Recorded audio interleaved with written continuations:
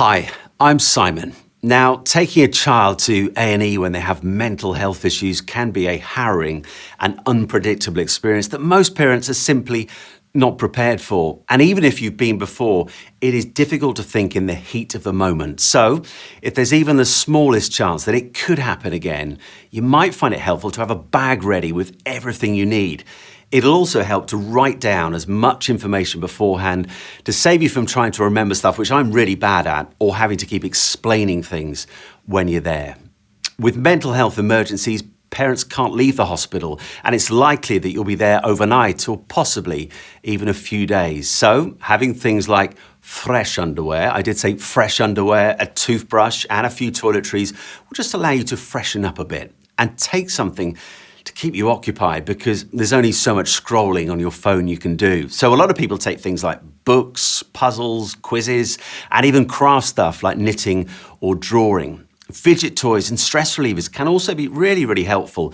And it's a good idea to take a notebook and pen to make notes of anything you're going to need to remember. Here's something else that's worth remembering: money. For things like the car park or the vending machines, having a wallet or purse with a few quid ready can save you hunting around at the last minute, which is when you're likely to be looking for your phone charger. And if you've only got one, then you won't be able to keep it in your A&E bag, so you'll either need to remember it or get yourself a spare. And if you need to remember it, perhaps stick a note on the bag as a bit of a reminder.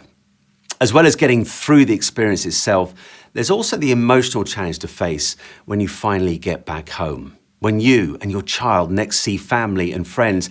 And this can be really difficult if you're worried about what people might think. So my advice is to have a bit of a think beforehand about what you're going to tell people and how it's likely to play out. And that will make things a whole lot easier. For example, it really is okay to make something up if you don't want to tell them the whole truth, but you need to make sure it's plausible and isn't going to come back and bite you. But the most important thing to remember is to stay strong and be prepared. You've got this.